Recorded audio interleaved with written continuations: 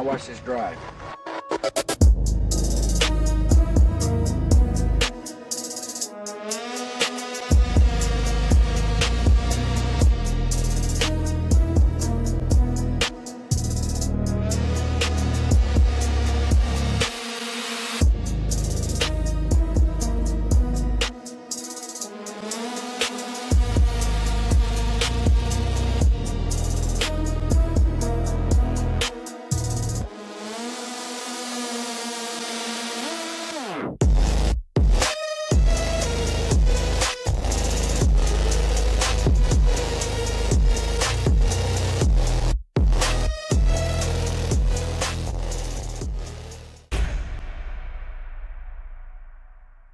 What's up, everyone? Welcome to the first episode of No Party Affiliation. Every week, we run the same drill: what's true, what's missing, and who stands to gain. The only side we're on is reality. We're not here for party line politics. We're here to discuss the history, the propaganda, the unknown, and to give you insights across a variety of personal perspectives stretching all the way from across Hollywood to the CIA. So welcome in. Nothing is as it seems. All right, what is up, guys? My name is Chris. I'm a Green Beret medic, a husband, and a father, and I am legally required to tell you still that any and all opinions that you hear on this show belong completely and totally to us. They do not represent the United States Army, the Department of War, or any other entity within the United States government.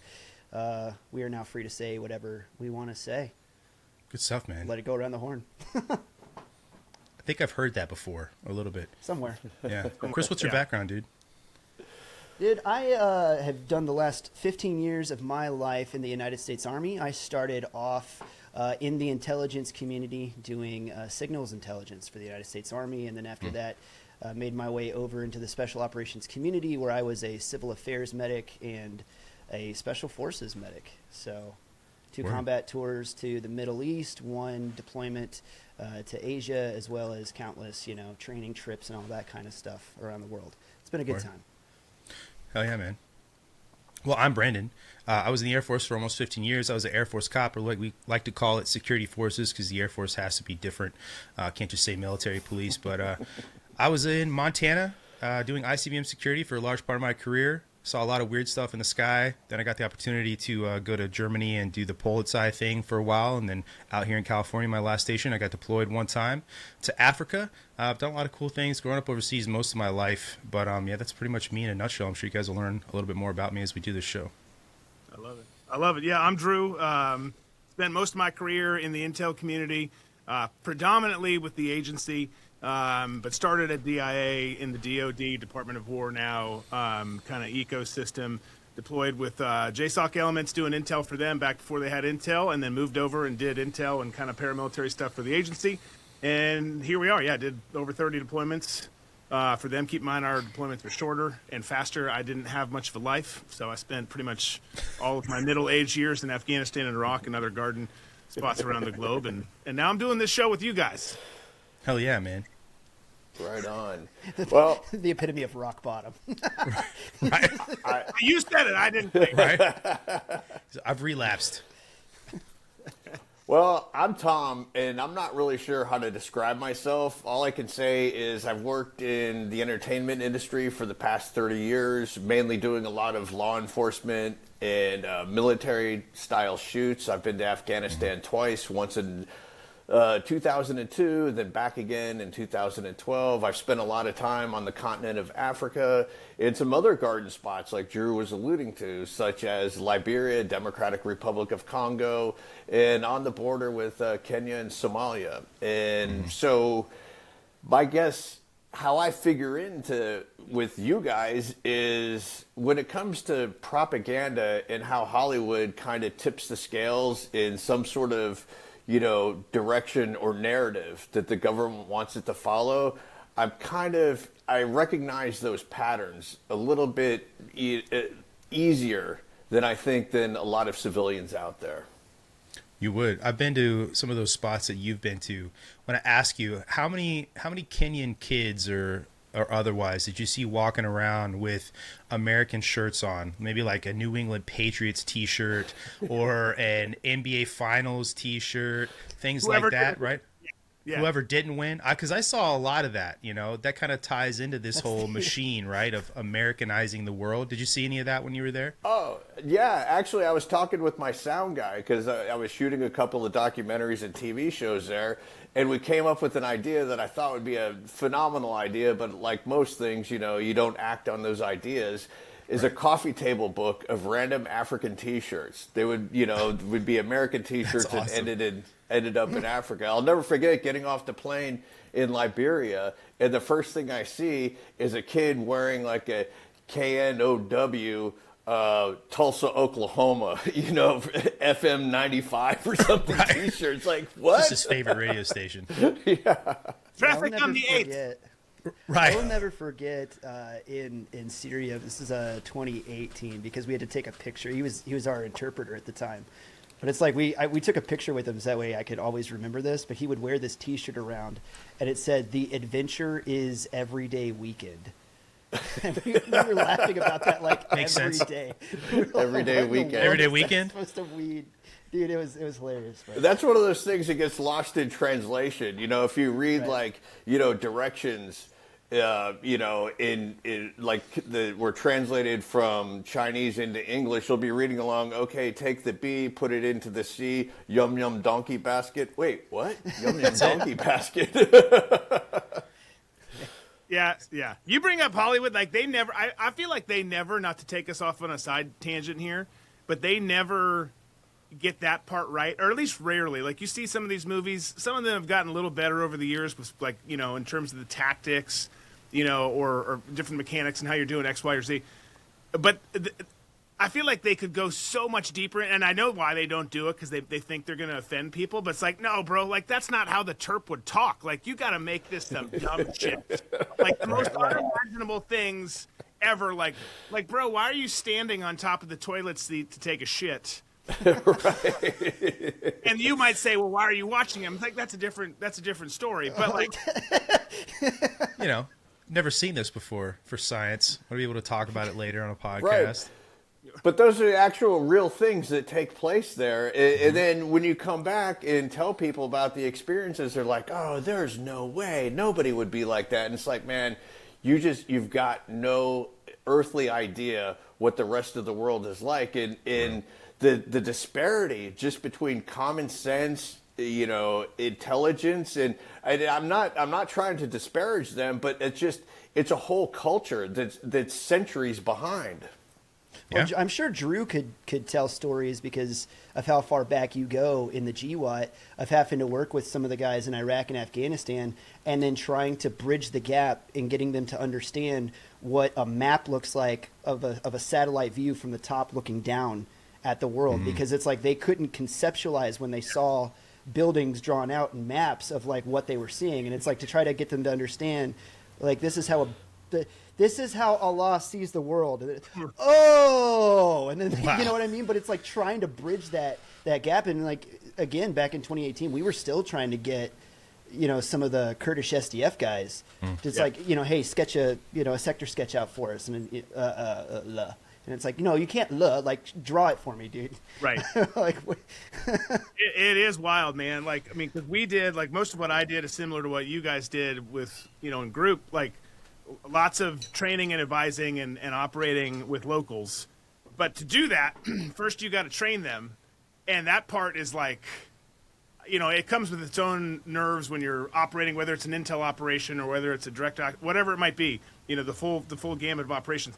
But that first part is like, I don't have any hair. That's probably why. Like, it's all gone because you rip it out trying to train these dudes. It's like, you don't get hung up on like how to run an asset, interrogate someone, or kick a door down. You get hung up on like, no, like this is how you turn the computer on. Like this is how a map works. This is how Right.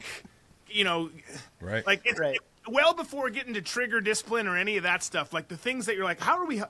It's going to take 4 months before we even put a gun in their hands. yeah. Because like they're hung up on like hooked on phonics would destroy them. Like they just can't. It's such a weird thing. There's a good point in what you're talking about right now, and that is the assumption that a lot of people have, especially in the United States, is that everybody and every culture is the same. And that there's this notion, especially with like regime change, which I'm sure we're going to talk about today, and that you can just supplant one culture into another, and then automatically they'll just pick it up because the ideas are so good and run with it. It's like, no, you can't even begin this because they don't understand how to turn on a computer. They don't understand how to look at a bird's eye view of a map. This isn't just explaining, hey, this is what a republic is. They don't have a concept of these things. They don't have a concept of maintenance. So it's not even that they're incapable because of the opposition they're going to get from other people in their country. You're talking about an entire culture, an entire ontological truth that they just don't have. So you can't just take one culture and then fit it on top of another, which is why most of these things fail, right? Wouldn't you agree? Yeah, well, you bring up a really good point too, because not only is it different, like we always like pieced it together. Like you're like keep in mind, I forget what the year is now in Afghanistan, but according to their calendar, it's like in the early 1400s, I think, because it was in the 1300s when we were there. It's like that makes sense. Like that's actually most accurate like thing that makes sense out of all this. But it's like these are challenged kids, and I say that like that sounds like a knock on some of these. Some of the people we worked with overseas are like I'd choose them over Americans. That's real talk. But they're it's like these are challenged kids, even if they're adults, kids in terms of their mindset, running around driving vehicles with guns. Like that's like it's like Lord of the Flies stuff. Right. But then at the same time, like people are like, well, just show them this and train them this and just give them guns and give them aircraft and give them technology. It's like you can't. It doesn't work that way. Like if they don't know and someone doesn't tell them to put oil in their car, they're not going to do it. And if someone doesn't tell them to service their weapons and to like, Mr. Drew, everything's broken. Well, did you do this? No. Like, it's such an eye-opening experience. It's something that you can't really explain to people, especially when you spend as much time as a lot of us have overseas and the different, things that we've done. Like, you're in a totally different world. The people here sipping on their Starbucks and like, look, that's why we do what we do, is so you can sip on your chai latte and your matcha, which I still don't know what that is, but like you that's why we do what we do or did what we did. But like it is a totally different world out there. The landscape and the people who are in that landscape are so different. Like I talking about it now is like both encouraging and discouraging. Cause it's like, man, no one gets it, but everyone in this room does. Well, there's a photo that comes to my mind from the Marine invasion of Iraq, and somebody had spray painted on a wall, and it says, "The United States is not at war. The Marine Corps is at war. The United States is at the mall." And one of the things you're talking about, right, culturally different, we could talk about, it might even be a good segue into talking about Venezuela, but the difference between attempts at regime change in a place like Iraq and in a place like Venezuela, because there's a ton of cultural differences. Because there is sort of this broad narrative right now today in the media about how this is the same sort of regime change that we did in Iraq, and we're just doing it again in Venezuela. And that's not technically true, whether you believe in regime change or not, right? There was a total ground offensive and invasion of a country by the U.S. military in Iraq. And then on top of that, there's an entirely different culture that exists in Iraq and Venezuela. And there was not a ground invasion on the level of what happened in Iraq, right? So there's two massive differences there that are worth fleshing out and having a conversation over when it comes to regime change and the differences and getting to the truth of what the U.S. government is doing today, not what was happening in 2002. Yeah. No, absolutely. Every situation is different. But absolutely. I think we do need to dig into that. Yeah. Well, I mean, from a civilian perspective, I'd like to know, in doing an operation that supposedly Delta, executed, what goes into that? What's the pre-planning like, and how long does that take? It's a good question from Chris. Yeah, well, it's the pre-planning that, man, where do I even start? This is gonna be a cop-out, but it depends. Right? It depends on if it's an operation that comes from like a package that already pre-exists, right? So it's like what Drew and what his dudes do is a lot of what we call IPB, or intelligence preparation of the battlefield. And this is a lot of your advanced operations where they're in countries right now all around the world, right? We can talk about the stuff going on in Iran, or even Colombia right now as the president's kind of alluding to operations in Mexico and Colombia and all this other stuff. Like anywhere that you hear that stuff pop up, and really it's the CIA, so they do what they want when they want, where they want. And I'm not even sure the president probably even knows everywhere they are and what they're doing. But there's a lot of like operations and target packets and stuff like that that are pre-built out and ready to go. And I guarantee you Maduro had one, right? So the idea of the president going, get me an operational plan dealt up on that guy, they probably basically reached into a file cabinet and was like, here it is, like it's ready to go with a few tweaks and whatever of what assets do we have available, where, when, and how quickly can we move them. That's really how that goes. If you're looking at an operation, and Drew, like if I ever say anything or put my foot in my mouth, feel free to sharpshoot the crap out of me. But like if there's a like a true and emergent threat, kind of like the sum of all fears or anything that comes out of the Tom Clancy novel kind of stuff, and they have to scramble to put a plan together, that's where the whole like SpongeBob room on fire, computers start blowing up because nobody actually knows anything kind of thing. Or if you guys have seen the beginning of the movie 12 Strong, right, where ODA 595 pushes into Afghanistan, that was a true like 5-alarm fire. The towers fell, and the president like looked to the United States military and was like, get me an invasion plan in Afghanistan. And they were like, freaking nobody knew anything. It wasn't on anybody's radar. And they were burning desks, right, to try to come up with an ability. Can I say something about that real quick when you're done? Yeah, you absolutely can. I know that's like a big explanation to say it really depends. I would say for the Maduro plan, they had one ready to go that had been in the works for a while, and it was just like, who's going to execute this? Like which tier 1 asset? Yeah. No, there's a book called Ghost Army, and it's by a guy named Steve Cole. And one of the first part of the book essentially talks about all of the efforts that the CIA put into countering the Russians when they invaded Afghanistan. And by the time that the Russians were ready to leave, the CIA was just completely qualified and skilled at how to deal with Afghanis, the language, the cultures, the tribes, all of the tribal drama, all this stuff. And everything that they promised those guys just dropped the second the Soviets left. And they stopped caring about the language. A lot of the interpreters, and I don't mean like interpreters in country, I mean like people in the actual CIA, they dropped the language, they dropped the maps, they dropped all this stuff. And then by the time the United States started focusing on Afghanistan again, once the emerging threat of somebody like Osama bin Laden came back into the picture in the 90s, they were like, oh shit, we have nothing on this. So to your point, Chris, about, hey, this just happened, I need a whole plan on this. The United States did have a plethora of information, not just like, bird's eye view information, tribal politics information and trust that they just gave up. And so much that when we showed up back into Afghanistan, we tried to go to some of these tribal leaders and then offered them cash for weapons that we still left with those guys. And they were like, no, fuck that, dude. You were here 30 years ago. And we're not doing this shit with you anymore. And now we're going to be a problem for you. And that's really the reality of why, they were unprepared.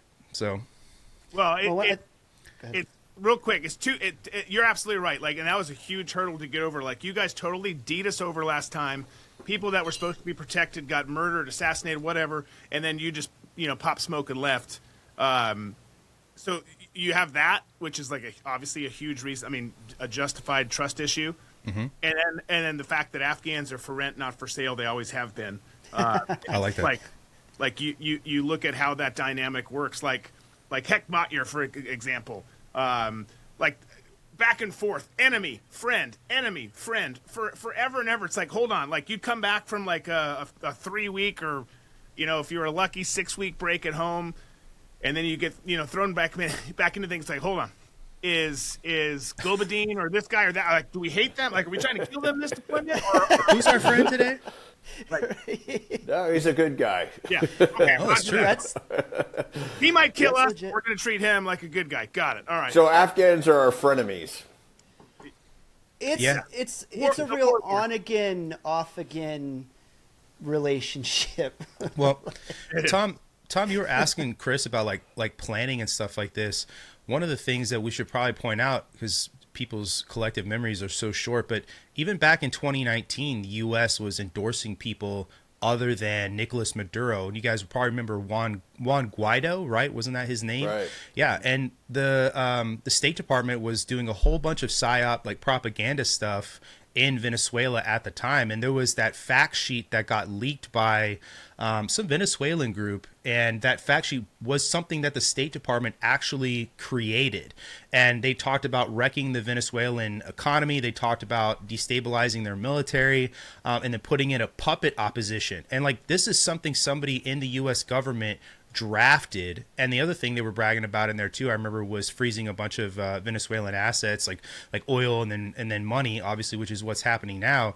But the point being of like the PSYOP is that it's a collective punishment, right? And it's an attempt to get the people there to drive some sort of regime change without having to do it. And then obviously there was the 2020 Operation Gideon thing, where those guys from Silvercorp decided that they were going to accept a contract from Juan Guaido, who was going to pay them like $200 million plus to go in and to get rid of Maduro leadership and then Maduro supporters, and then if they were going to kill Maduro himself. So like this stuff begins all the way back. It's been going on for a long time. So we like the groundwork has been there off and on, right? Drew, is the stuff that you maybe ran into when you were still working, or no? Not your area of ops. I wasn't a PsyOps guy, but like, yeah, I mean that we worked with them a lot, you know. But the like that stuff, yeah, that stuff's always going on, and it kind of goes back to what we talked about too. Like, like state has their piece in that, but like the big drivers, the money behind all of that, a lot of it comes obviously from the big coffers, which is the agency. Agency's got the most money to play with, and you know, meddles the most, if you will. But like, yeah, I mean, there's a plan for all of these different places, and it's always, you know, let's reorganize and reshuffle the deck chairs a little bit to get the best outcome for us, or for whatever that outcome is that someone might want. It might be, you know, hey, we could make a lot of money and do a lot of things if we did this here in this country. You know, if there's I mean, think about it, like, it's not just Iraq and Afghanistan. Afghanistan, its own thing. Obviously, we didn't go in there specifically for regime change, but we did regime change. Not very well. It's now run by the Taliban. But we did that. Like, you know, but there's Ukraine. Like, in between Iraq and Afghanistan, there's Ukraine and some of the stuff that's happened there. And if you think that Vladimir Zelensky was duly elected and like, stop it. Like, come on. Right. So, and then there's Venezuela. So there's always these plans. Like, that's. And something you said earlier too, and I don't remember even who said it now, but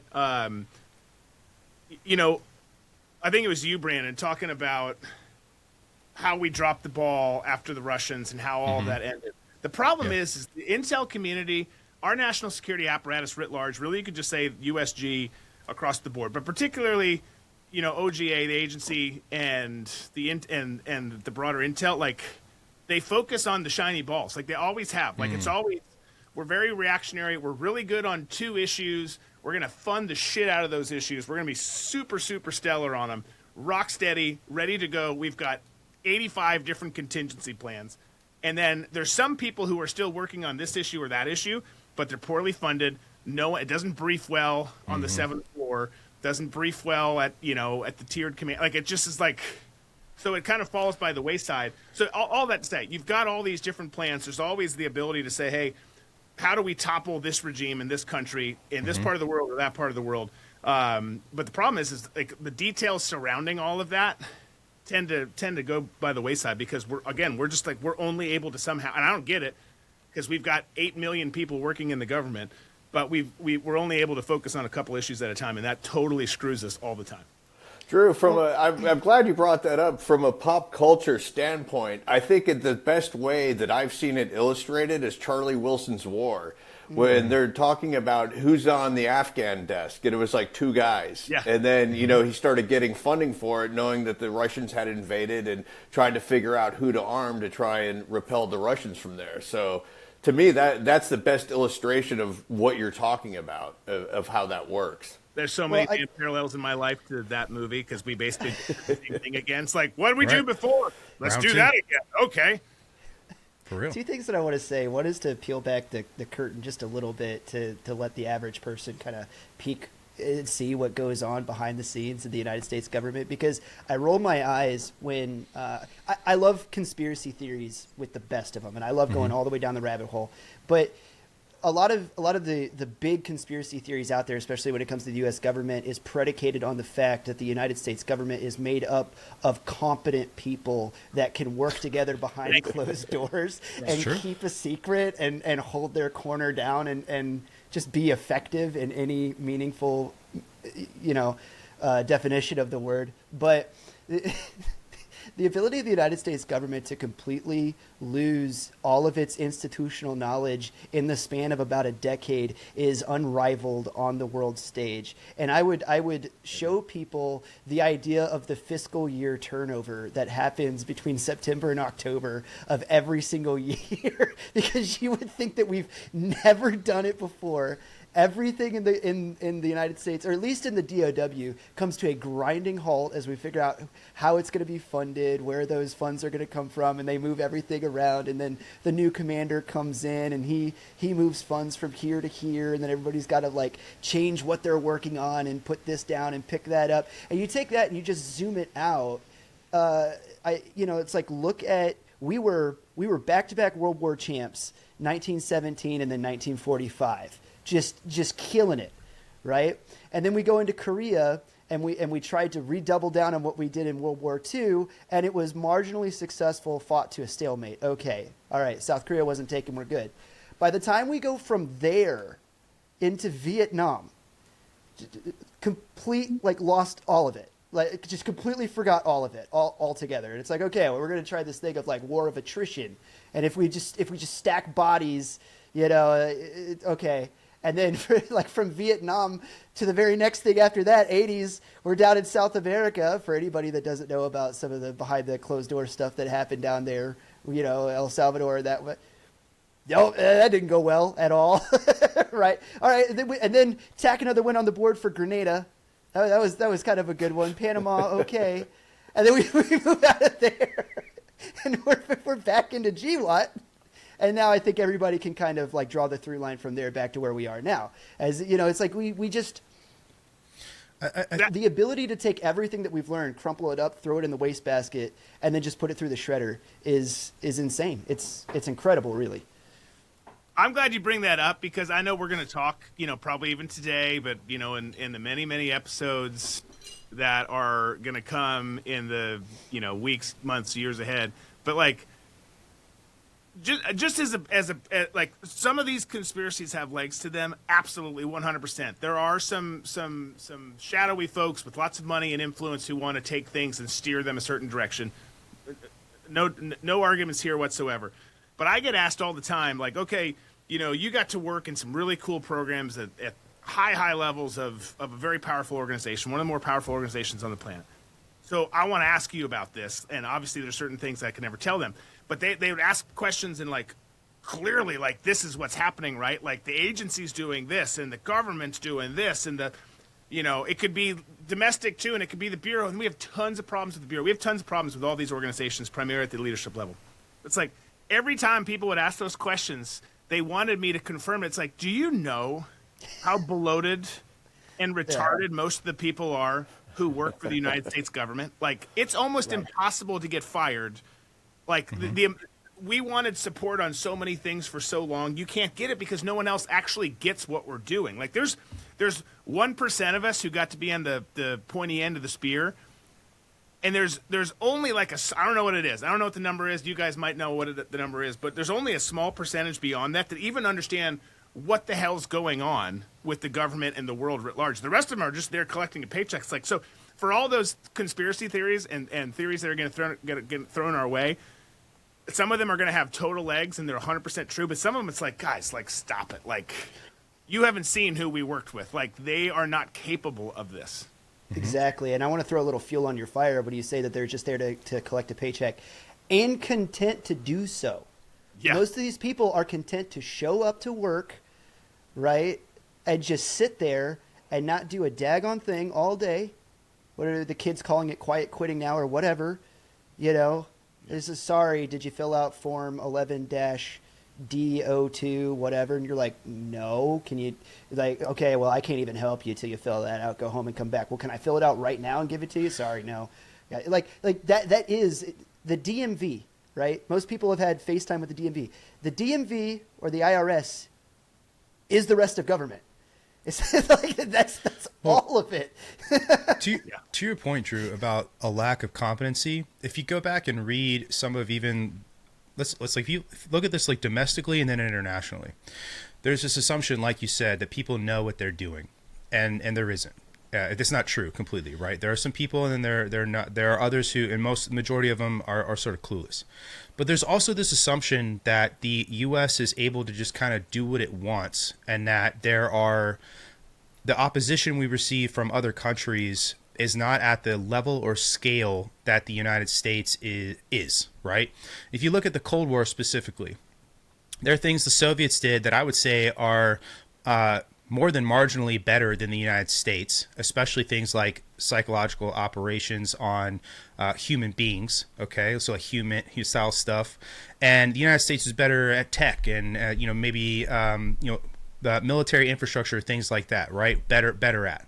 And then there's some assumptions that the average person makes about what's going on around the world, to stick kind of with this Cold War thing. The enemy is communism at the time, and there's this assumption that all these leaders like Stalin and Mao, right, or Chiang Kai-shek, they all are in like total agreement with one another, and they're just all communist bros. Meanwhile, Stalin hated Mao, like Chiang Kai-shek, right, would have put him in charge of China if he had the opportunity, but Mao won. So there was all these things behind the scenes that the average American isn't hearing about. And the other thing with it too, there's not just a lack of competence, there's an element of paranoia that drives the majority of these decisions too. You go back and read, so we could move on to the domestic part of this. You go back and read some of like the private correspondence that like Richard Helms had or Sidney Gottlieb had when it came to what are the Soviets doing, and we need to figure out what they're doing and to get ahead of them. And this is like sort of what spurred a lot of these things that what led into MK Ultra.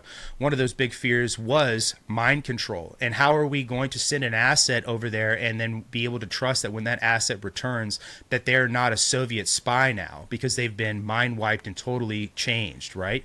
And we basically realized that we did all of this stuff, perpetrated a lot of crime on the American people, hurt others within like these agencies, and then realize none of that shit was happening.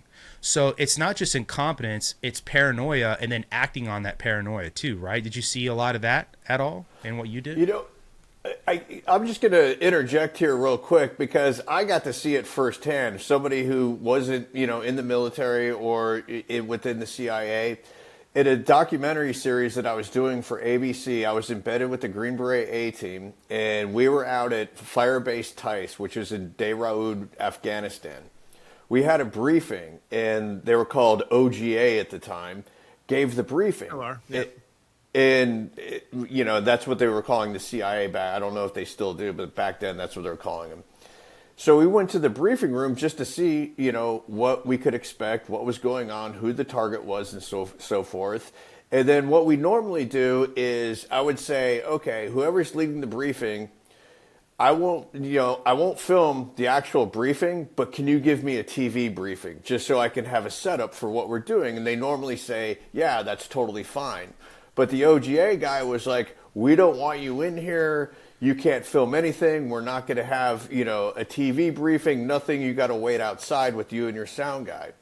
So we waited outside, but he let the Afghan military force, the Afghans that the Special Forces was training up, be in the briefing. But The AMF wasn't staying at the camp. So after the briefing, they all went home. So the next morning when we did the cordon, guess what? Nobody was in the compound. Oh, shit. It just, back to what Drew was saying, it's like, okay, you're going to go through all these levels of like, top secret, this guy can't be in there, that guy can't be in there. But you know what? We're going to do this. And the target was Mullah Omar, the guy who supposedly founded the Taliban. Right. And it was like, he's here, you've got great intel. Okay, so I'm to believe that you have all this great intel, you absolutely 100% know that he's there, but you're not going to take the security measure to keep everybody on lockdown until you guys go off on this mission. Just didn't make any sense to me. And their main concern was myself and my sound guy being the ones who would, were a detriment to operational security. It just, it blew my mind at that point. Well, yeah. I mean, at the same time, like, that's how they operate, right? Like, that's how, like, especially like the traditional, like most of the operational stuff, like when you get to some of the covert action stuff that we did, ground branch, some of the, like, the people who get shit done over there are contractors for the most part. Like, case officers are not typically, they are staffers, federal employees. Most of the, especially in war zones, here's the thing, going back to, we're not prepared for this. So GWAT kicks off, right? 9/11 happens, like, the agency's running assets in Prague and Vienna and Moscow, and then this happens. And obviously we'd been there before. It's not like it's the first time. But going back to your point, like Charlie Wilson's war, there's 2 dudes on the desk or whatever the number was. It's, tiny. This happens, like, well, how are we going to do this? Like, we have the money and the resources, but we're not wired for this. But we don't trust anyone else to do it. We don't trust DIA to do it. We don't trust this ODA to go do this or that. Like they've got significant trust issues. So I could totally see that happening. What's crazy is that they would do an operational brief for a Mullah Omar type deal with a non, CTPT or tiered, I that would have changed, like from what year was that? 2002. Yeah, so from then until as it cascaded on, like, I don't know what your experience was, Chris. Like when we would go and do stuff either at the DH level when we were embedded with JSOC, or when we were with the agency, and we hated it. Man, I hated the agency. The fact that I worked there for so long is astonishing. We shared a wall with them. We wouldn't even go and talk to them. It's like, no, screw you guys. We're doing our own thing. But yeah, but they like now, like if you're going like on a, like they don't care about low value or mid value targets. They get super wrapped around the axle on HVT only. It's like, okay, well, you understand how we get to the HVT though, like, right? Like we got to kind of climb the ladder a little bit, small fish, big fish. They wouldn't, that was rarely the mindset. We talked about a specific operation that probably shouldn't have on y'all's show. But they didn't care about that. Like at the end, like they wouldn't even talk to certain U.S. groups. Like you're not me, not other guys, but like you're not in this club. Like, so like all that to say, like that this is me rambling for 5 minutes to say it doesn't shock me at all that they didn't let you hear that, because that's just how they're wired. Mm-hmm. Right.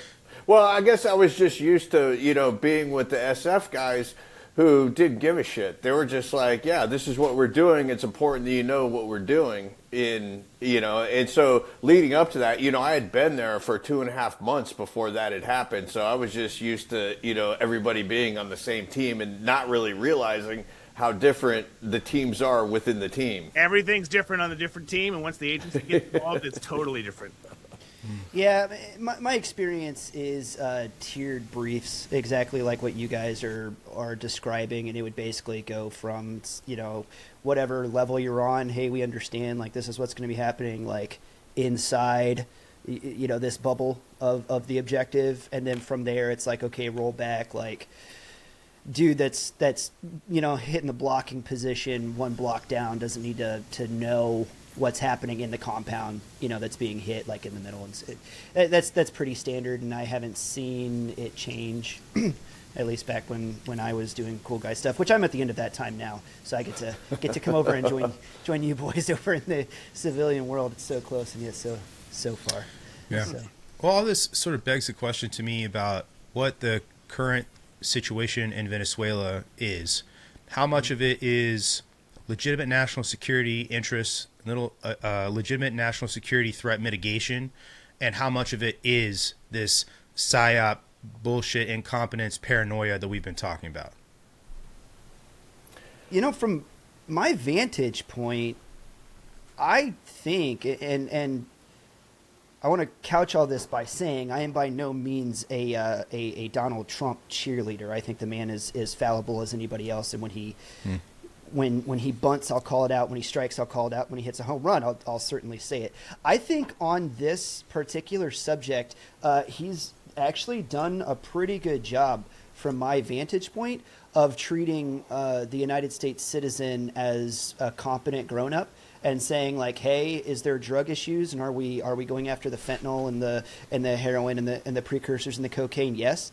But then he's also been completely straightforward about there's oil, and we're going after the oil, and it you know, and by doing so we're freezing China out, and this is globally good for us because, you know, this is our hemisphere and Monroe Doctrine and all that jazz, and we are going to control this hemisphere. And I think he's done a pretty good job on his messaging on that and treating Americans like grown-ups. I really don't have a problem. And by the way, as an American, I also really don't have a problem with the fact of, like, we originally had the deal with Venezuela to refine all their oil, and then they turned around and said F you and decided to climb in bed with the Chinese. And as an American, I really don't like that. You know, so that's kind of my take on it, from at least a messaging standpoint.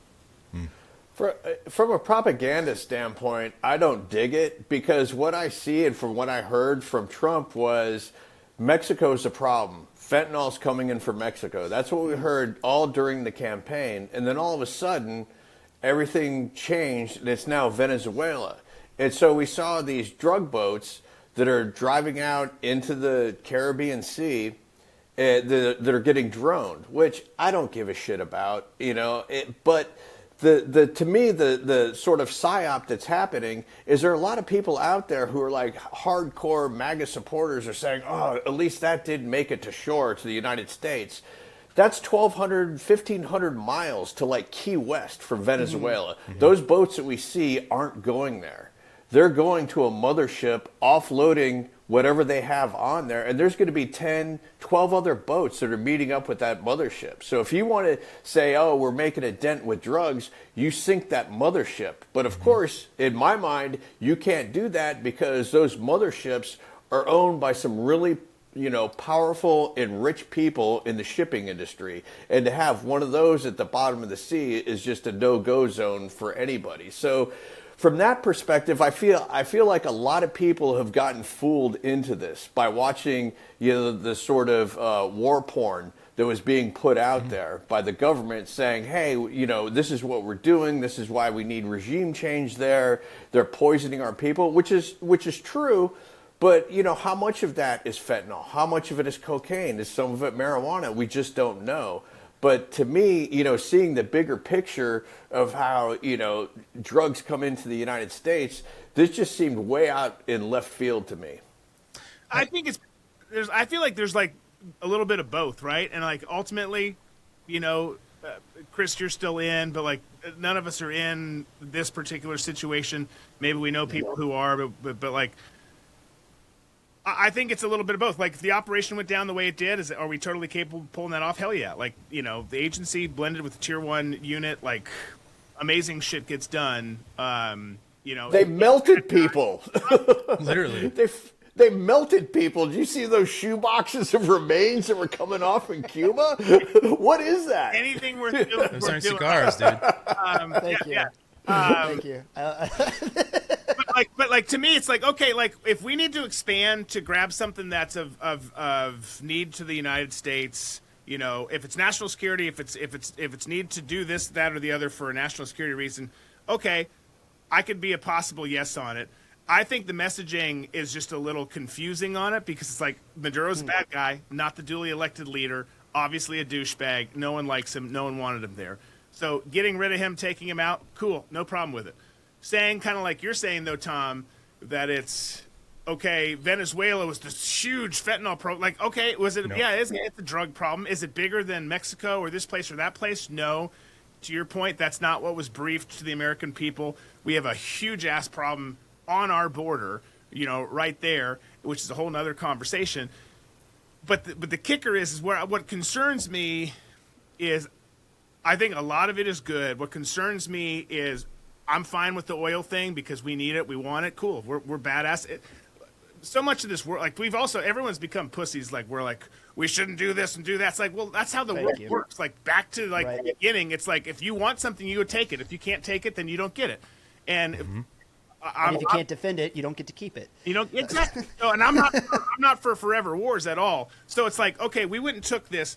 The kicker becomes, what does this look like a year, 5 years, 10 years from now? Because you're going to have security contractors in there. You're going to have some level of personnel in and around the region in terms of military. The intel community is already embedded there. So, like, what does this look like moving forward? And I think of all the people who stand to make a lot of this, money for those listening, like a lot of money. And that's where it gets tricky. It's like, okay, regime change, cool. Yeah, he's bad leader, badass operation. How long is this going to go, and what's it going to cost the American people? What's it going to cost in terms of blood, sweat, and tears? And that's the part we don't know yet. Well, Tom, I want to answer your question, right? I think the drug thing was part of the narrative building that we're alluding to here. I think that if you go and look too at what Pam Bondi published about what we were doing and why, and sort of building this whole like criminal enterprise thing the United States was interested in squashing, like that obviously is the official narrative. And I think blowing up these nothing drug boats is part of that, because it doesn't really cost us anything as far as they're not hitting these big motherships, like you said. We're not pissing off big actors, all of these other things. And then the messaging piece that you were talking about.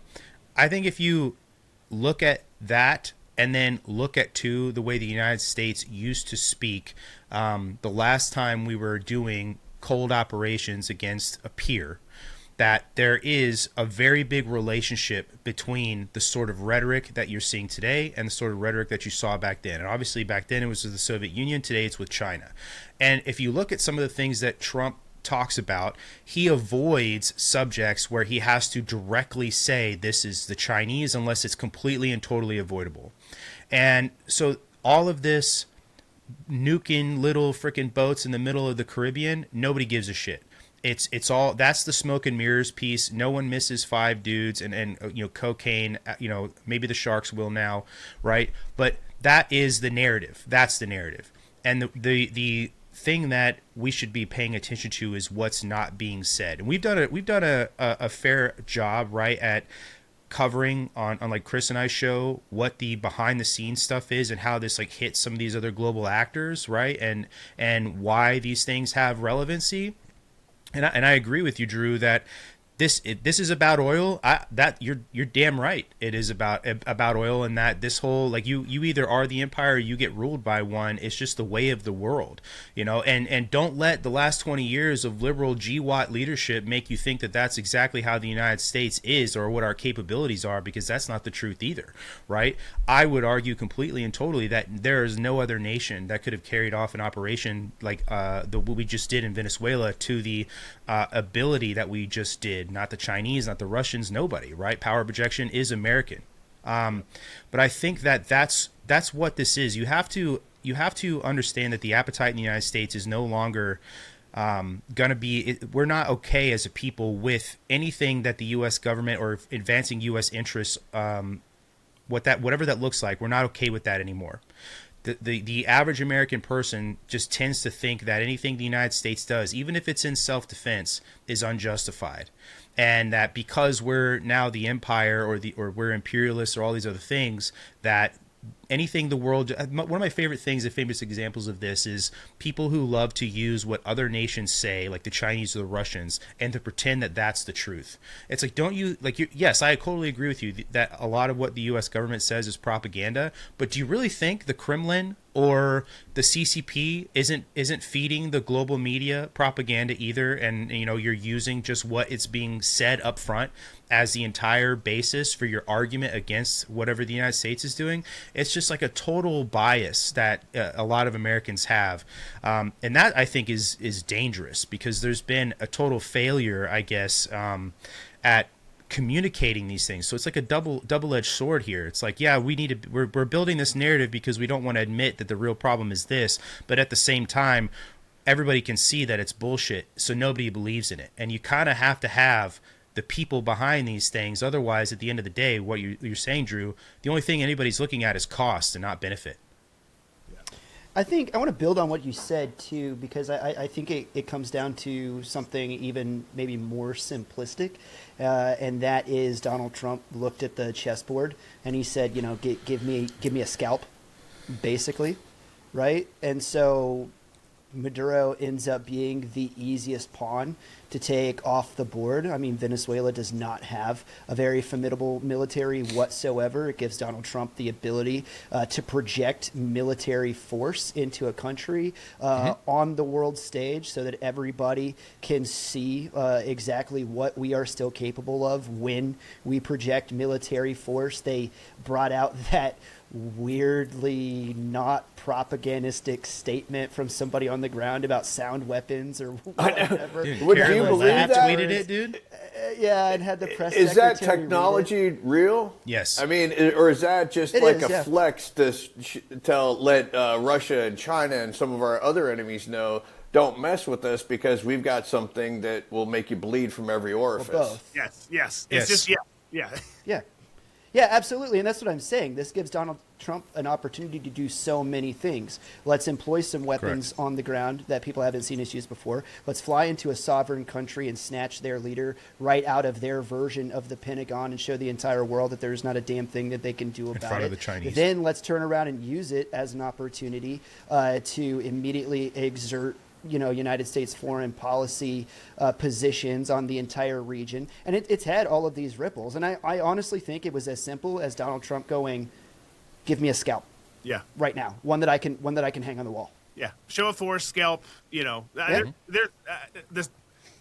I think that China and Russia are really good at some of the psychological operations they do, kind of like creating fissures and like what they're doing here on the ground in America and helping fuel our division and hatred is next level impressive. And we're good at regime change and some of the other stuff in terms of the PsyOps and some of the behind the scenes stuff.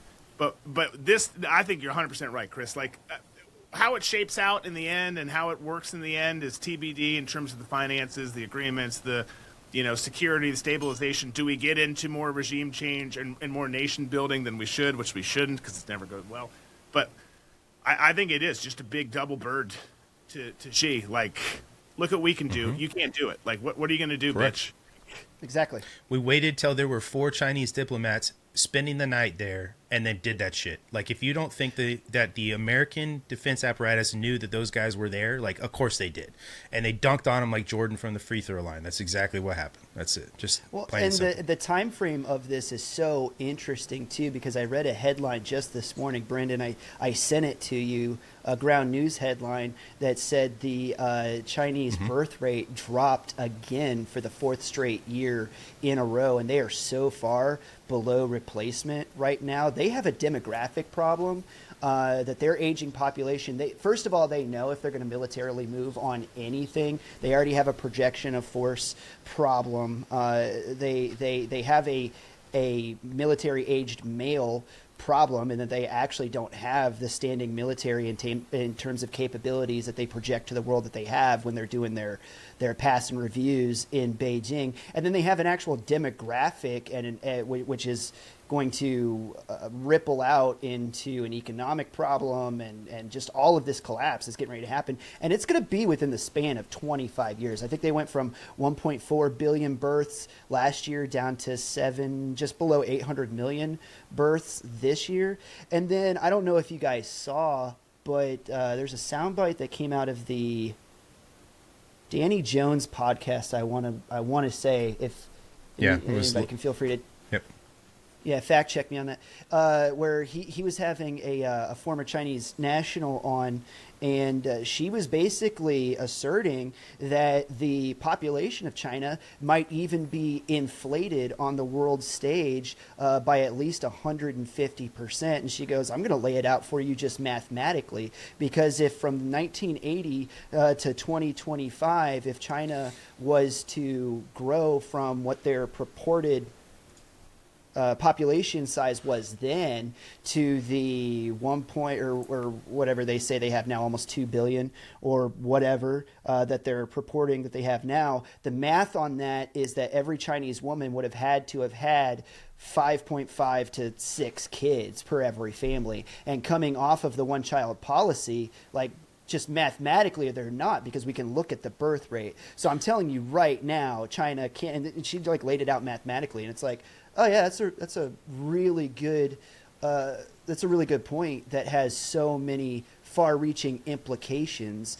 First one that comes off the top of my head is military capability. Second one is, if you look at the idea that China is this emerging market on the world stage and trying to project itself to be in becoming like a consumer market like the United States. One of the biggest factors that they've done to project that is this idea that they've got 2 billion consumers that can consume product. And it's like, well, no, now if you take her mathematical figures, it's like they might have 500, 600 million, which only puts them 200 million in front of the United States. Right. Do you understand, just by taking those population figures into account, the dynamic power shift in the world that happens? To add some like actual intel as well, right, to what you're saying,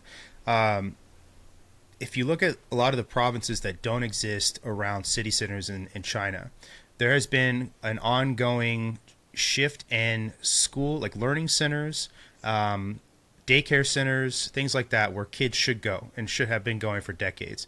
And a lot of these facilities are being converted into other things because they can be multi-purpose. So there's facilities? Leering facilities, correct? Yeah, and just Chinese ones. But there's no need for them to remain open. But there's a need for those facilities to be turned into old folks' homes. There's a need for these facilities to be turned in whatever else local government thing is going on here, right? That's an actual like evidenced bit of objective truth there. Like, if you don't have kids, there's no need to have buildings to take care of them. There's no need to have schools. Some of these smaller provinces away from city centers, like, these are just other things to add to like what you're saying. But the Chinese and this whole thing that they've done, like you described really well, Chris, about projecting this image, is evidence of their sophisticated ability to lie about what's going on around the world. And they do it well here in the United States with our very open internet, and they have a very closed off internet with the Great Firewall. So speaking of go ahead, Tom. I was just going to say, I agree with what you guys are saying about their inflated numbers of their population in China.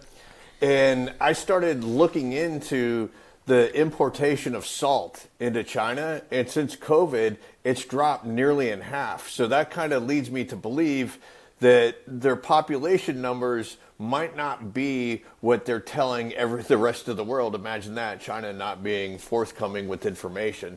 But that was one of the things that, I like to go deep down conspiracy rabbit holes, and to me, that one was sort of a tip-off in my mind as far as what is actually the population of China. Within a 5-year span, it drops off by half. Can I just ask a question real quick? Sure. 2 questions, one more serious than the other. Tom, what the hell made you want to dive into how much salt was being imported into China? Pause. I'll not pause. I'll take your answer in a second. But the second thing, like, that's just like, I've known Tom for a long time, so actually it totally checks out that he's like, I'm digging into the salt and stuff in China problem. But the second thing is, what's wild about this is I do think that China has long been good at, I shouldn't have used that word because I'm going to use it again, playing the long game. Like, historically speaking, them and some other folks have looked further out than we do. Again, we go back to, I said it earlier, we're really good at focusing on a couple shiny balls, and we execute those things well. We can rally on some other things, and then we get crushed on other things because we're behind and we're too reactionary. They've historically been, and maybe we're wrong on this, but historically it kind of does check out in certain things where they've been better about thinking ahead on certain things. But if that's true, how do you miss the we don't have any people left because we didn't plan this, like, to the point where countries over in that part of the world are offering dudes like us to come over and stay. Smash. There is an answer to that, and actually it comes from the nature of communism itself.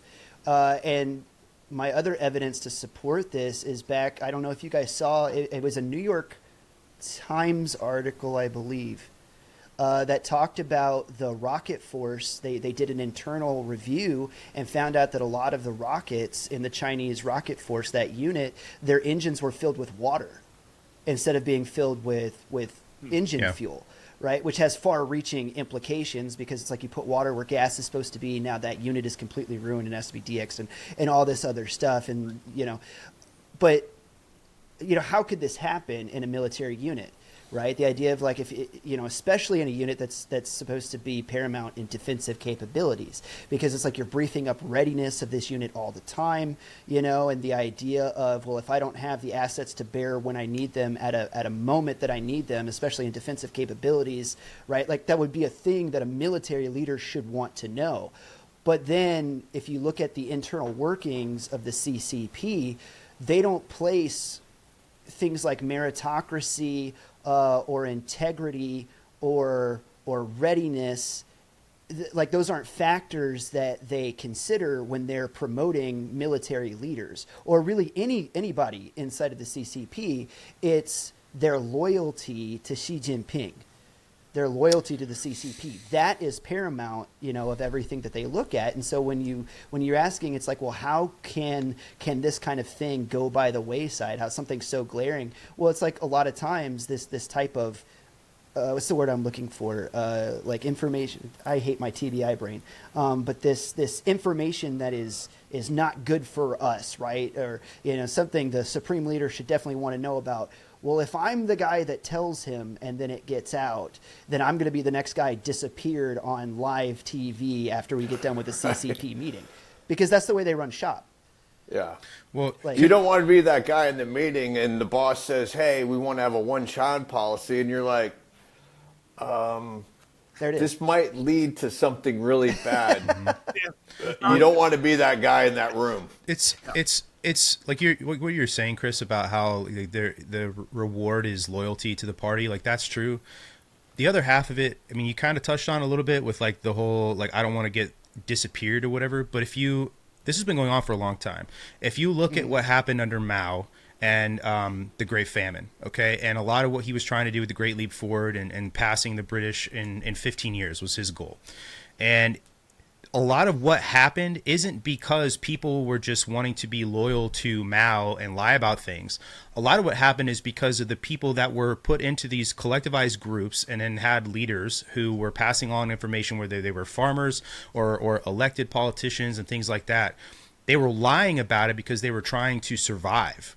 They were lying about it because the things that were going on, if they were honest about how much they were failing, right? Because you can't farm at the rate that Mao wanted you to rate or to farm. You can't produce steel at the rate, right? All of these things that were going on. Then you're, like you said, you're going to disappear. A lot of people assume that the reason why a communist system doesn't work is because of the collectivization of people and the inability to continue working and producing things. But the reality of it is that people just aren't participating in that system, and there is no system.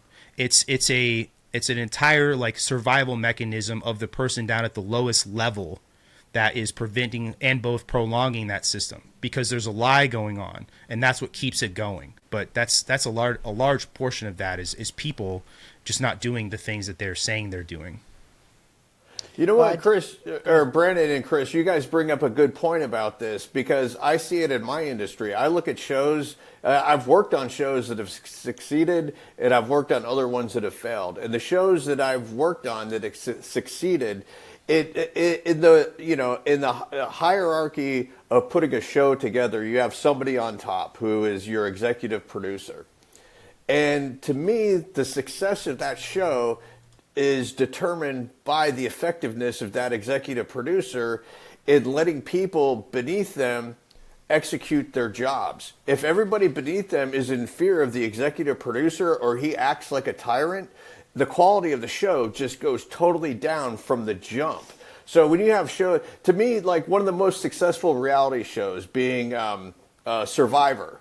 and having Mark Burnett being your leader. And you know, this is a guy that came from the British military, you know, had a successful business in Los Angeles, created Eco Challenge, and then brings, you know, the survivor from Sweden over to the United States. He leases the concept of the show. But somebody like that, the entire crew believes in this person and will do whatever is asked of them because they know that they're going to get compensated properly for it, and the conditions for working on the show are going to be fantastic. They're going to be a little bit rugged, but the payoff is going to have an Emmy Award-winning show or a show that's a runaway success like the Survivor franchise has been. Yeah. I see that stuff in the military all the time too. Like the most, when you talk about the smallest units, right? You get down to the squad or the team or whatever. The units that always perform the best are the units where leaders, you know, push the capability and decision-making process down to the lowest level.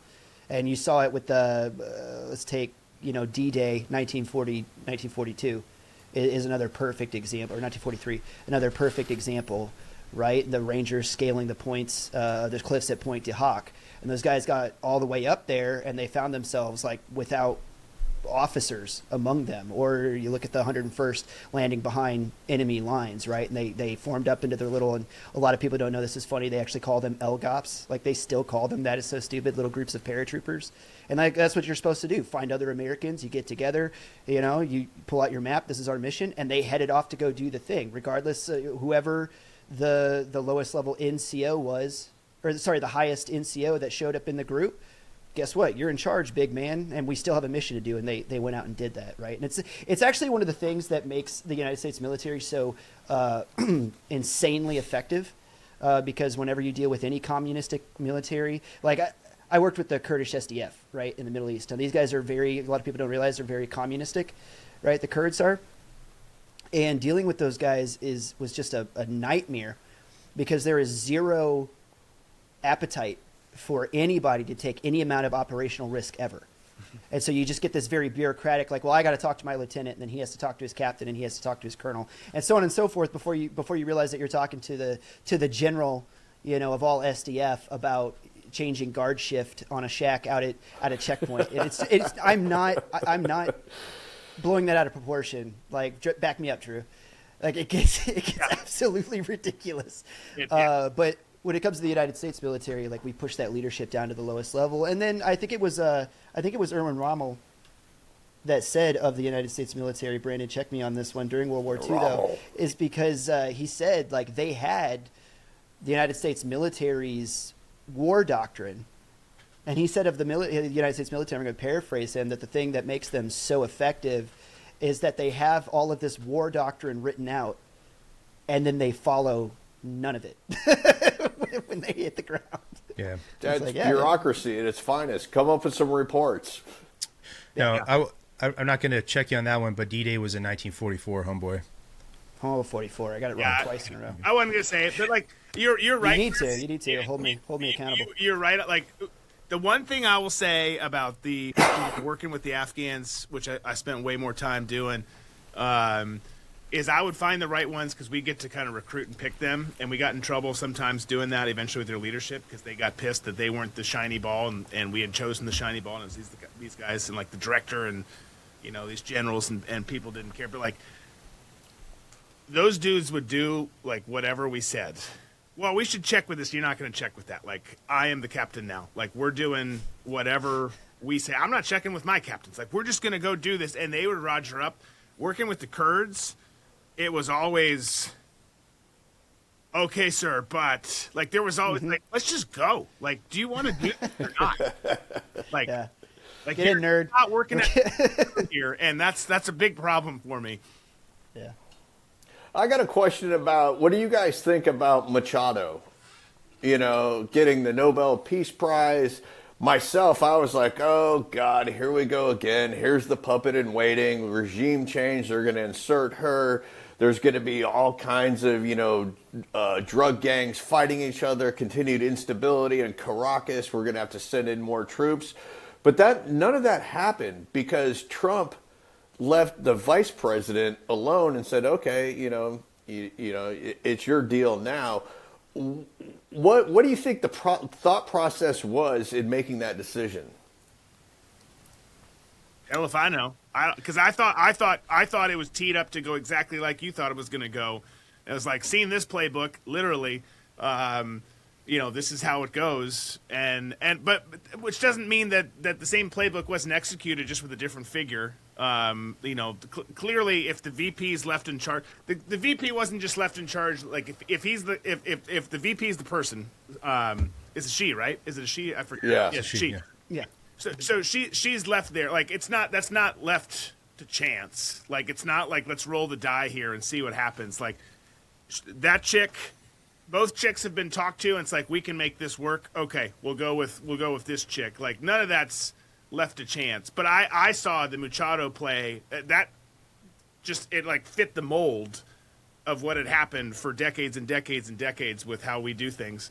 So yeah, I was kind of surprised by that too. It doesn't mean it's going to stay that way, but if there's a new leader in charge, temporary or otherwise, it's 9 times out of 10, it's not because they're qualified. It's because and they can be, but it's not because of that. It's because they're willing to play by our rules and do what we say. Like that's just how this works. And then they get uppity, and then in her case, we bitch slap them, and then either they Roger up. We don't condone violence towards women on this show unless they're in a different country. That whatever. But like that's like. I mean, just keep that in mind. Even though it's not Machado, like it's the same playbook behind the scenes. Like we're gonna do this. You can be this person if you do our bidding. Here's the rule book. Yeah, I think the simple answer is that this is a display of what we can do, and I'm going to leave you in charge here, and you already know what we can do. And then now the CIA is going to come in, they're going to talk to you, and there's been, that's happened, and I'm sure that there's, some conversations and leveling from across the table that unless you play ball, right?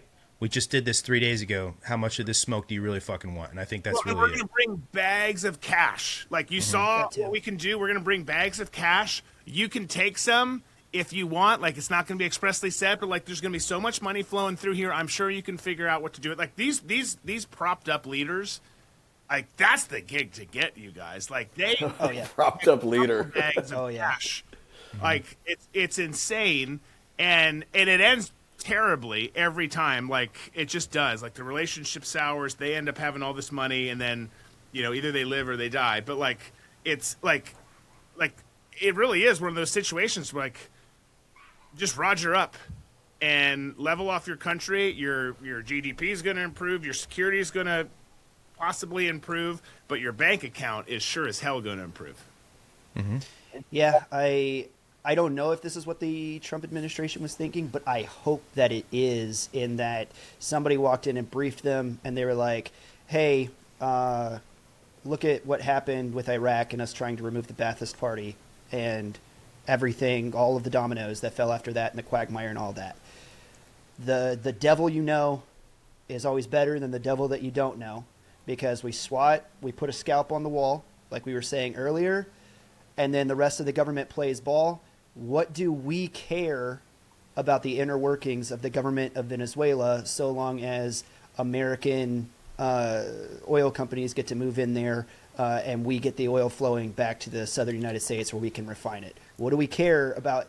And then also, if you're going to go through with this whole regime change thing, you can't just, back to your question about Machado, you can't just install her on the top of a government where everybody underneath of her was loyal to the guy before her.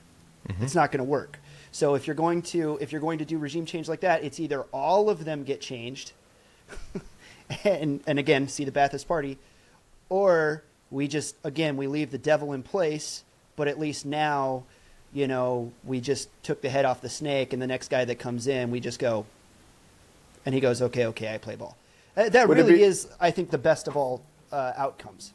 Would it be fair to say that we went through that in this country when Trump was elected the first time, because Obama had put so many people in different sort of choke points within the government, and you got somebody in there that didn't want to play ball, and we saw what happened? Would that be a fair assessment? I think it's or completely comparison. Yeah, I think it's the same damn thing. Yeah.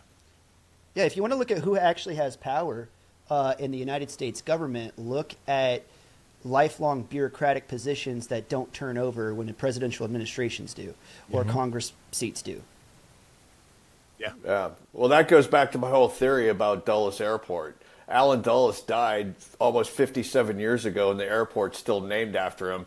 And I don't think it's because he was such a great guy and founded, the OSS and CIA. I think it's a reminder for every politician, every federal worker that passes through that airport to remind them of who actually runs the government. The Dulles brothers are the two dads of the modern deep state. No, that's 100% the truth. Yes. Well, can we spent some time talking about Venezuela, China. Can we talk about Iran for just a little bit? Is something going on there? Well, so it's been hard. The internet's out, but that's true. Yeah. They don't know. Well, I mean, that's kind of the point. So just at the point that we're recording this, setting everybody kind of in the timeline of where we are. We saw about almost a week and a half ago, mosques starting to burn in a Muslim country, which I think was very shocking to see. I for one, was surprised to see the mosque burning. And then from there, internet blackout. Right. It's been completely shut off. I know air traffic over the country was suspended. Commercial flights stopped flying over just for safety reasons. Now it kind of seems like some of that stuff is easing. And this is kind of one of the questions that I wanted to put to the boys. And that is, are we seeing internet restrictions ease, or are we seeing people with capabilities breaking through the blockade in order to get information out? That's kind of what I'm wondering, right, on the ground. And then, of course, the state-run media there has put out some information saying, hey, we had a week of violence, really like 3 days of violence, and now everything's kind of calming down. I think protests kind of flared up in Tehran, but at this point it really does kind of seem like the bulk of the violence has ended, and there's a lot of like nothing to see here. The Ayatollah's still in power. So I just kind of wanted to put it around the horn and get your guys' takes on the situation. I'll say I think it is probably first narrative control, hopefully, or like what they're hoping for rather. The letting out of some information, the public statements, like you said, that the Iran government has made officially have been also right. They're going to hold Trump accountable for motivating and supporting the criminals, right, in their country. I think that's really what it is. I don't think that the internet is just kind of coming back on slowly because everything is sort of dying down. I think that there's going to be a lot more that's going to happen to people. I think it may shift from being shootings in the street, which is what we have seen, maybe more down to, okay, well, we've spent a few days here looking for agitators and looking for people who are leading sort of this stuff, and now we're going to start being a little bit more of a scalpel instead of a scythe and going after some of these other people. And so whatever you see coming out, I think the drip, the control flow or whatever, I think that's part of the whole official narrative that's going to come out of there, and trying to make everything seem like it's okay, and then painting these people as criminals to legitimize the Iranian government and legitimize the action that's going on, like all of that. That's 100% a propaganda play, in my opinion. Yeah, I guess my knee-jerk reaction is whatever Lindsey Graham is in favor of or believes or puts out into the public, I am 180 from him. And so when he talks about this being organic and, people are rising up because the one Iranian chick who wasn't wearing her, head covering, I'm not sure what happened to her, if she was killed or jailed or whatever. She was killed. Yeah. I think that is one of those situations where you could take something like her death and exploit it into what you want. But I also think that there are people on the ground, just like we saw in, with the George Floyd riots. There are people in the crowd that are there for a specific outcome. And I think that's partly what's going on in Iran too, by the protesters, shooting at police, killing police, police returning fire on the protesters. To me, what we're seeing is akin to during COVID, and you saw certain governors put COVID positive elderly people back into nursing homes. It was to spike the numbers of dead, just to make things look like, oh, the government has to step in. We got to get Trump out. We got to get back to normalcy and everything. It was, to me, that was just to inflate numbers with those governors putting those elderly people back in nursing homes. And I kind of feel that this is the same thing that we're seeing unfold in Iran. There's people definitely in our government and other governments who want to see regime change. I'm not some sort of, Ayatollah dick rider. I could give a shit what goes on there. But the fact of the matter is, I don't believe when you have bloodthirsty ghouls like Lindsey Graham saying, oh, we need to have regime change and we need it now. To me, that is the biggest red flag that I can point to in this. Yeah, well, first of all, dick rider stuff aside, like you're like, we've talked about this on the show too before. Like, there's no such thing as protests, maybe, but big uprisings like this, there's no such thing as an organic uprising. And because it takes, to get people, especially in a country like Iran, to get people to be willing to do that because their lives are literally on the line, like, you've got to have leaders established, money behind them, and you've got to get the collective will and excitement of the people to the point where you can get enough figures where maybe it gets the attention of everyone. It's not going to change anything. The Ayatollah is not going to step away because of a big protest. Maybe a big protest and some other stuff behind the scenes, with the intel community. But you kind of have a multi-pronged effort. It goes this direction, and we start to see some impact. We get some international support behind us to do this. Or, as you brought up, things go super south, and they firebomb the shit out of people in the huge masses, and then there's international outrage, and there's a definite it's totally being teed up for something, and it is quieting down. But seeing, to your point, Chris, like seeing mosques burn, seeing that many people in Iran, push back against this, this is. I'm not saying anything officially because I don't know. I'm not working on it. I don't ask guys who might be or might not be, but this is prototypical, U.S. playbook shit that's happening and unfolding right now. So, the question becomes, what's the inflection point? And there's multiple options on what that could be. If this happens, we're good to go, green light. If this happens, good to go, green light. That's how I see it. And who knows? Maybe it dies down. Maybe there's some behind the scenes. There's always concurrently some diplomatic, I don't know why I did finger parents for that, but some bullshit conversations going on the side. If we can figure this out, then maybe you go this, and maybe it ends up where it's somewhat status quo. But everything you're seeing right now, all that to say, everything you're seeing right now is the furthest thing from organic. Absolutely. I just want to throw some more facts on it. As of late Sunday night into Monday, a group of hackers disrupted Iranian state television satellite transmissions. They aired footage of Donald Trump speaking, as well as the former Crown Prince Pahlavi urging the people to stand up, to revolt, and then urging, obviously, IRGC and members of the military not to turn their weapons on the people.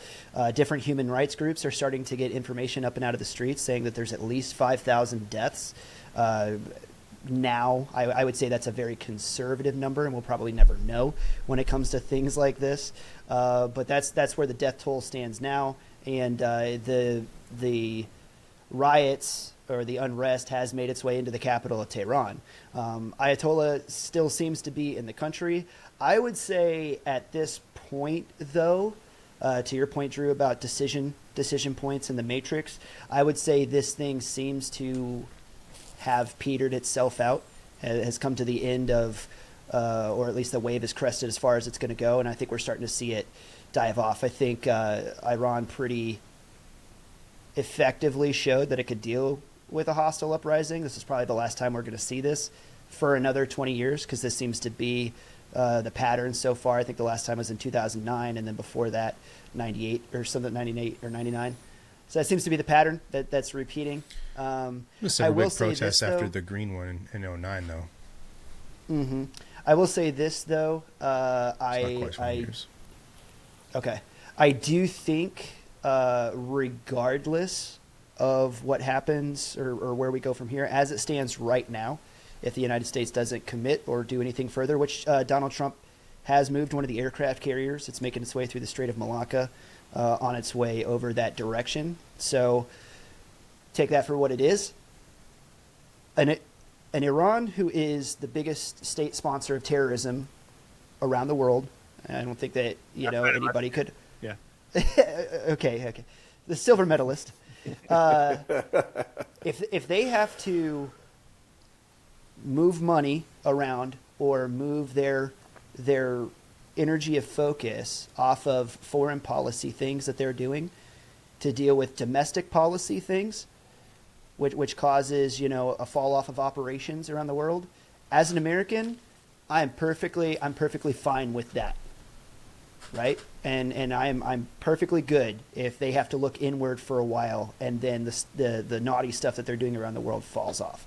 I don't know what you guys think about kind of maybe the fallout of the situation or heading forward from this.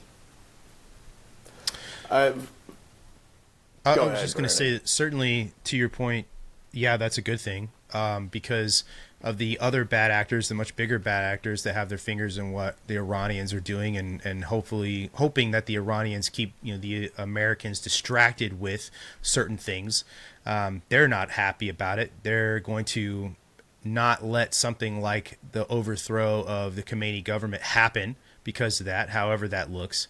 And so, yeah, I mean, that is true. Whatever it is, it's not good for China, Russia, the Iranian government. None of those places are happy to see what's going on there, because it does allow the United States the room to operate and have a little bit more of a breathing room in the region, however long that lasts. It's a good thing, because they have to divert assets as well to trying to help them solve those problems, because it's just like, well, what's the stick that's stirring all this shit up for them in the region? Well, it's Iran. If that stick isn't stirring shit up, well, then I got to get that stick moving again, kind of thing.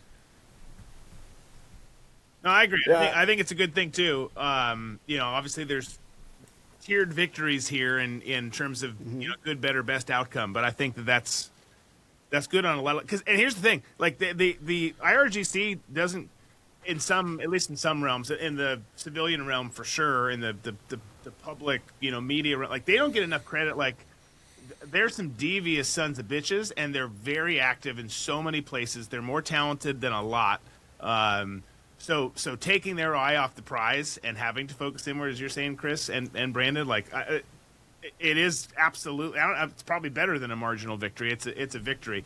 Is it the end all be all solution? No, but we live in a crazy ass world where I don't know. There's not too many of those end all be all solutions available, anyways.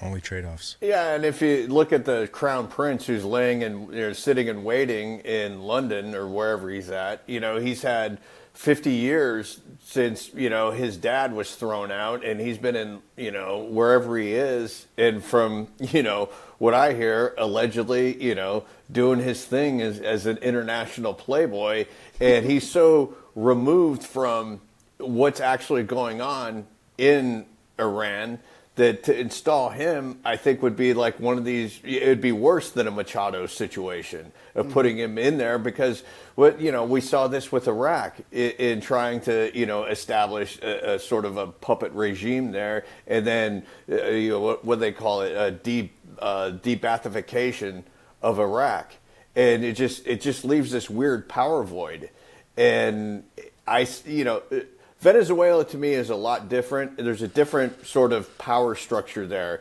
You're dealing with, an Islamic Republic, whereas Venezuela, you have a communist, country, but there's a lot of, Catholicism and Christianity within that. And of course, in Christianity, you have different sects, but you don't have different sects that are mortal enemies to one another, like you do with some of the some Shia sects of versus the Sunni. Islamic Like, faith. Yeah. Yeah. So I'm sorry, Drew. What did you say? I was saying it's not. Yeah, I was just agreeing. It's not Shia versus Sunni or Pashtun Right. against Tajik or Uzbek or whoever in Afghanistan. Yeah, it's yeah. But I don't think you can take this guy off the bench who's been, allegedly running around snorting cocaine off of Ukrainian supermodels' stomachs, and then insert him into, a fundamentalist sort of Muslim country that's been that way since, the Ayatollah Khomeini took over. It's just, to me, not a good fit. And so if they want something to change within the country, then the change really has to come from within. And no matter how much we push from the outside, we're never going to do it right. Yeah. Well, there's a system in place, right? There's a system in place, whether you put somebody in there who, like you said, they're talking about this crown prince, just because the Ayatollah is gone doesn't mean everybody else that worked for him automatically just changes overnight. Like he's gonna have to deal with all those problems, not to mention, like you said, who lives in Iran that feels like they can know him as a leader in the way that somebody who is within that country could do, I suppose, right? And it's just like any revolution where you actually have, like, by definition, a lower class overthrowing a leadership class and replacing it, which is the definition of a revolution. It's never going to happen. There's not just like, it's a hydra. You can't just cut the head off the snake and then put somebody on top of it where there's the whole body beneath it. This is like a pipe dream for him to show back up and expect to lead or even raise his hand and be like, I'll do it. It's just like, sorry, man, you're outside the club and been outside the club for a long time. Like this just not going to happen, player, Yeah, I think he's a good figurehead that has been used effectively as far as a propaganda tool, as a symbol, to kind of foment the revolt that's going on, but not anywhere, like, just not a usable figure when it comes to, like, pulling off actual regime change and being installed as a puppet. And to your point earlier, Brandon, about human beings just kind of being interchangeable economic units and all cultures being mixable and exportable, to other parts of the world. Like, it would seem that the Trump administration has kind of recognized and learned from some of our let's call them faux pas of the past, and has kind of recognized that the exportation of democracy and nation building is just has failed on its face over and over. And so I'm optimistic in the way that I see them conducting foreign policy, especially lately. And we've touched on Venezuela, and now we're talking about Iran, and we've talked about the way that they're kind of using some of these things in order to touch China, especially here in the Western Hemisphere.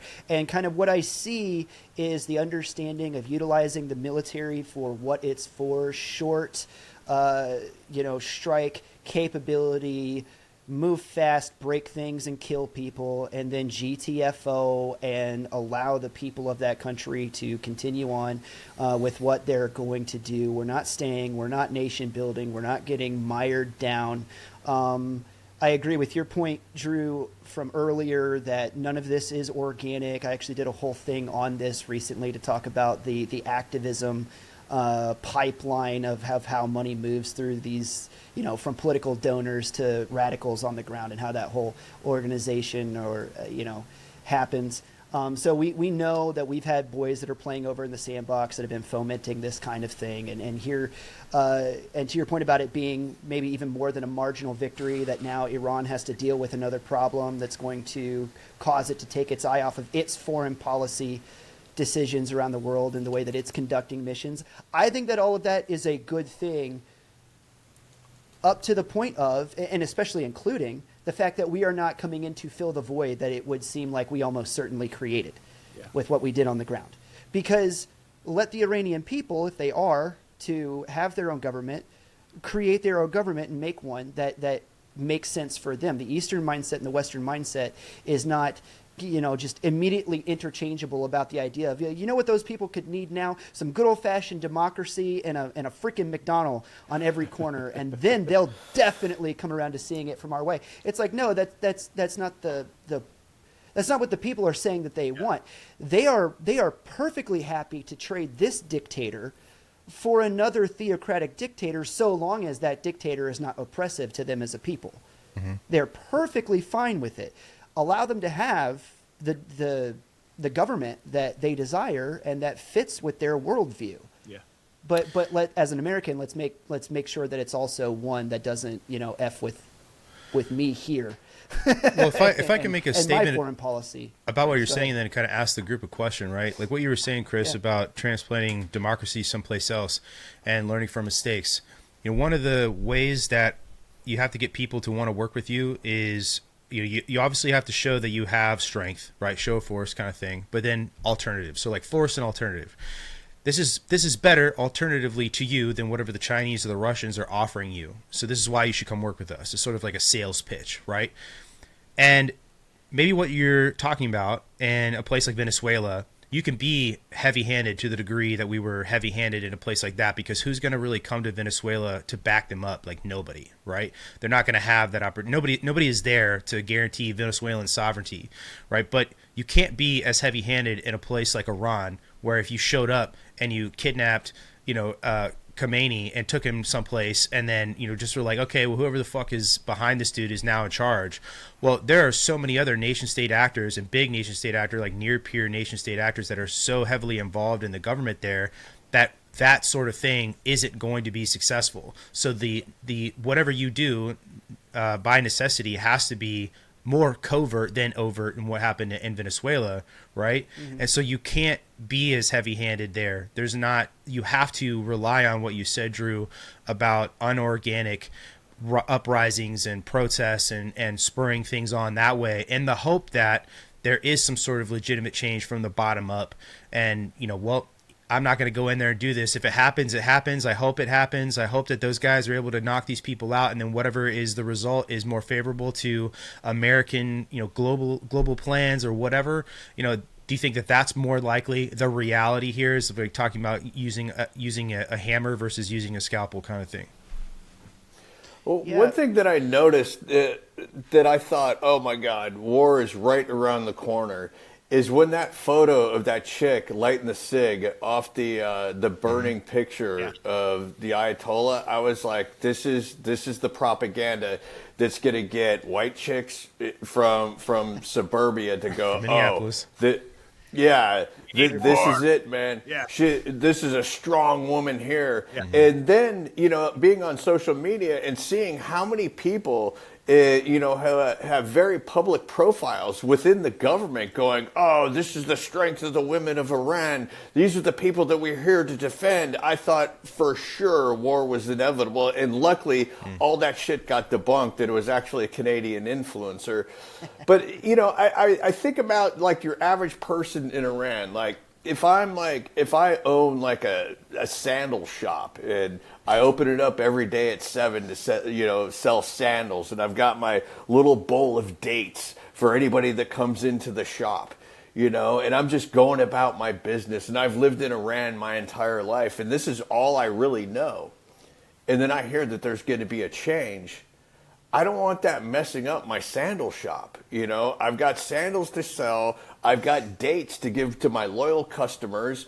I don't want to be effed with on any level whatsoever. So why, and I'm not just the only guy who's got a shop. There's tons of other people there who are like, this is the only life that we've ever known. Why would we want anything different? I've got my money, got a house, everything is kind of good. So what's in it for me?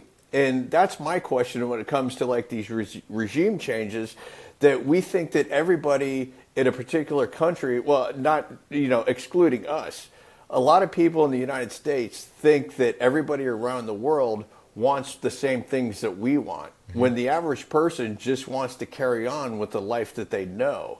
So I think in the whole propaganda machine, that's one of the things that gets missed when the United States does, stick their foot in it when trying to oust somebody and put somebody else in for a bigger plan. Yeah, but who do they go after in America when they're wanting to bring up change and influence and get people really loud?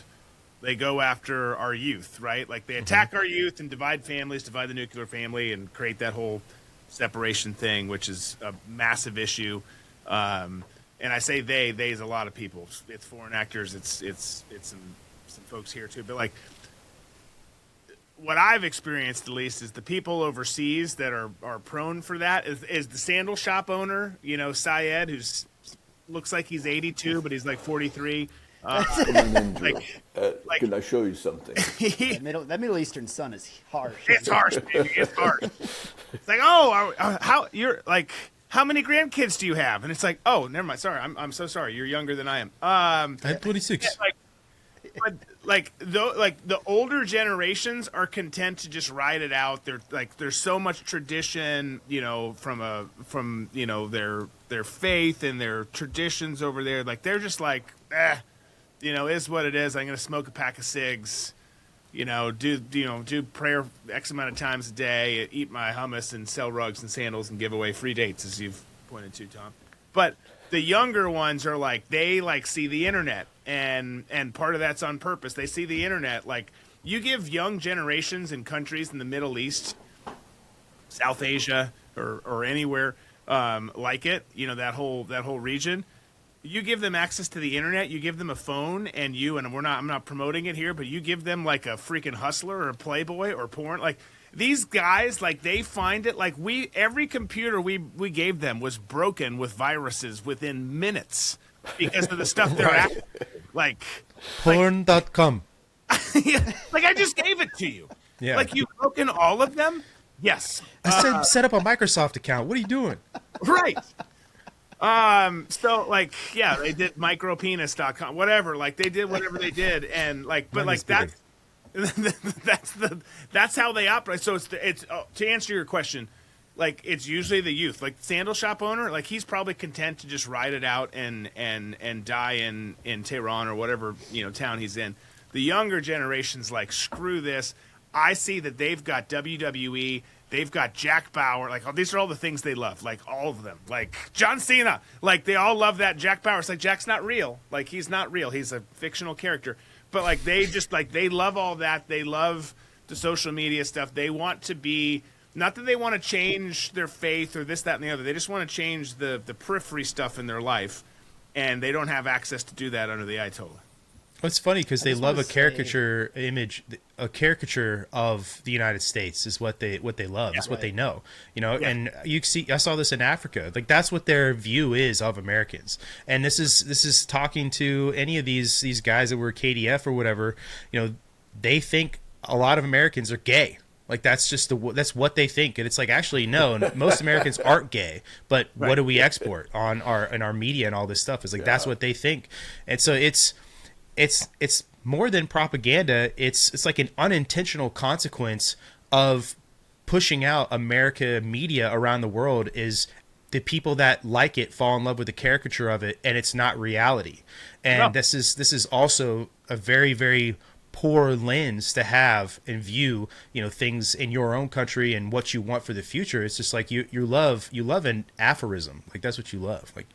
Right. The perfect picture of that is someone we got a lot of Afghans out at the end. I got one of my favorite Terp out who lived with us for a while and is here, and we got a bunch of other Terps who worked in some of our different elements and groups that we trained and operated with. And they get here, they always talked about it forever, wanting to get here. And obviously it's a better place than Afghanistan. The bar's pretty low. But they have this caricature you're describing, Brandon, and then they get here and it's what?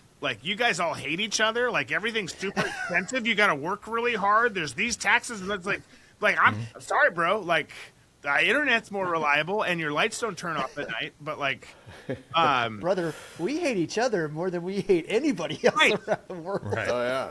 But there's air conditioning. It's this mindset, and then they get here, and I've seen it, and I've had to had counseling sessions with some of them. It's I'm sorry, man. I never tried to tell you we were perfect, but this is what you got now. Well, it's like us thinking that every British guy is either gay or has been with a dude. That's our caricature that we have. What's the difference? A difference without a distinction. Right. Yeah. I just want to say two things, man. Number one, we do need to stop letting gay Marxists represent us to the world. and like in all the arts, in music and film and TV and academia, like all of it we do. And then number 2 is I would trade Kiefer Sutherland for Jack Bauer every day of the week and twice on Sundays, and that's up to and including when he was hooked on heroin. I would give Kiefer Sutherland for Jack Bauer every day. You know, I'm glad you brought that up about the whole sort of gay thing, you know, gender fluidity, all that sort of export that we have. And I keep thinking about the time that I grew up, which, you know, I'm older than you guys, but not, you know, just sort of generationally being a Gen Xer. I believe, Drew, you're at the tail end of Gen X maybe. It's when I was a kid, everybody wanted to be in a rock and roll band because that's where all the cool guys were. Rock and roll band, athlete, sort of these male-centric kind of like avenues that, you know, that you could get chicks in.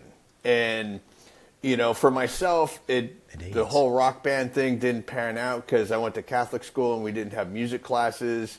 And I chose to play soccer, so I might be in that sort of league with the British guys. But my point being is that we've come now to a generation where there really aren't any bands, you know, like you don't really see too many teenagers, you know, of you know, high school age. Like my son's in high school and you don't see, you know, his friends forming a band and everybody going there on either Friday or Saturday nights to listen to the band. It was all a way just to draw chicks in. Even if you weren't in the band, you could, you know, hang around the peripheral. Yeah, and pick up, you know, the chicks that, you know, weren't into the band guys, but who wanted to meet other dudes. But, you know, with the advancement of technology, it just sort of makes it, you know, a little bit harder for everyone to, you know, for boys especially to get out there and say, hey, you know, I want to do something cool with my friends that doesn't involve making out. And, you know, and that's one of those. So I think there needs to be, what I'm trying to articulate is there needs to be something for teenage boys to get us away from exporting, you know, this communist sort of effeminate male from the United States and back to, you know, like you're saying, the Jack Bauers, the John Rambos, the Rocky Balboas, that kind of, you know, sort of the American archetype. Yeah. Mm-hmm. Yeah. Well, it's funny because the people that you're talking about who installed this sort of, you know, idea, like the getting away from those things, the Russians aren't like that at all. Like they're not a country that's run by gay Marxists. Like they're just, you know, communists and people who have fallen in love with their country. Like that's it. They don't have an issue like we do here ideologically with all of this shit and transing kids and all this other stuff. So it's a total subversion tactic that's been going on for a long time. So yeah. I agree. Yeah, Russia's one of the most male-centric countries I've ever been to. You meet with somebody, and they bring out, you know, a giant bottle of vodka, and you can't leave until it's gone. You know, it's like cowboy shit. They push hard to the hoop. Well, last thing, I'll close this out, but last thing to say with that is like when you see what we're talking about here, these ideological capture issues in the United States and what doesn't happen in a place like Russia. And then you have people like Tucker Carlson who go there and they do the whole Marvel at the grocery store thing, right? It's very easy to see why so many people, young people, to your point, Drew, in America are like, man, I'm so sick and tired of being told because I'm white and male that I'm bad. But look at all these white males over here in Russia with these skinny blonde chicks and vodka and, you know, all these other things that they're Christian and all the, you know, it's appealing. And it's funny because this is the stuff that I grew up with, like you're talking about, right? Like I had a St. Pauli girl poster in my room when I was 9, right? Like just steins and tits, right? Like my dad gave it to me. You know what I'm saying? Like that's not the way it is anymore. Different time. And not even that long ago is the point, you know? So it still appeals to males. It got completely and totally flipped on its ear here in the United States. Yeah. But I mean, the last thing I'm going to say about this is there's no such thing as a Russian MILF. No? I haven't seen it. We'll have to test that theory on the next episode, guys.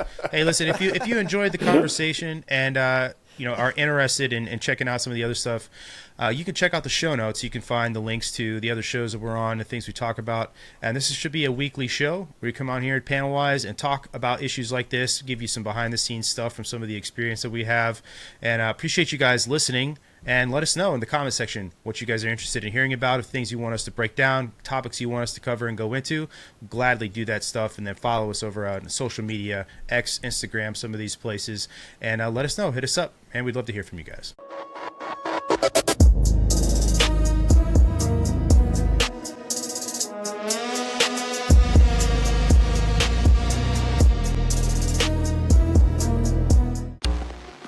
This concludes our scheduled programming.